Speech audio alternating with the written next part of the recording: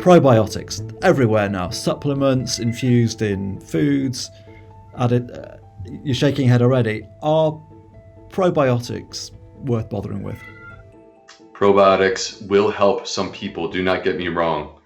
You, Tim, and all the other people who are listening to this have a completely unique gut microbiome. There is no one on the planet with a gut microbiome exactly like yours. When you take a probiotic, what you are taking is a standard capsule. It has not been developed specifically for your unique needs. Who did they benefit? People that have digestive issues tend to do better. People that have gas, bloating, potentially diarrhea, in some cases constipation, irritable bowel syndrome, for people that have ulcerative colitis, but in a very, very, very high dose. If you are taking antibiotics, should you take a probiotic as well to kind of put back some of the bacteria which are killed off? The intuitive approach doesn't always prove to be the proper approach.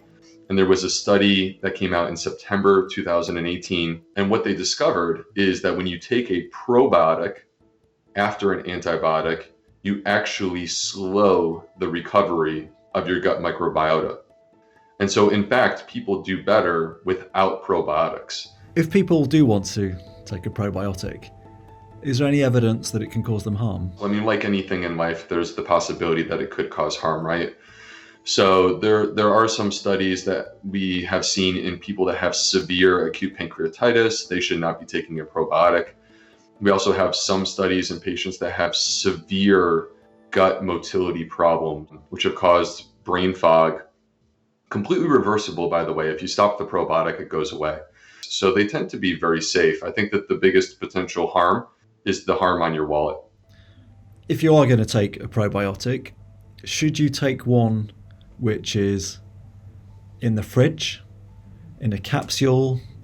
I mean, it strikes me that can they survive being frozen? The microbes, having a higher count of microbe, is that important? The first rule is that if you know what specific issue you're trying to address, which there should be a specific issue, you shouldn't be just, hey, I'm going to take a probiotic. Whatever that specific issue is, if you can find a study where they have shown a benefit for probiotics, now you have found your probiotic.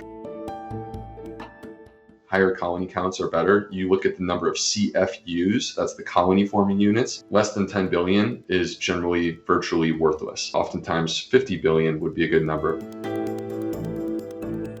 So when you have multiple different strains, you have this team and they're all working in concert together, you're more likely to find a mix that's going to bring value to your specific situation, as opposed to when you just have one strain and that's it.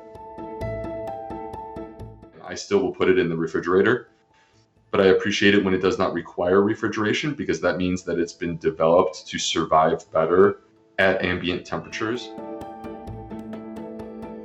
What that means is that it will get through your stomach and all the way down to your colon, which is where you need it to go. And then it will release the microbes. That's where we need them to be. And the problem is, if you don't have that kind of capsule, then you could potentially kill the microbes in the stomach. I mean, the most powerful probiotic I've tried is a company called Simprove, who it's in liquid form, and you keep it in the fridge. And after a few days of that, let me tell you, I feel with the doctor, I can be honest.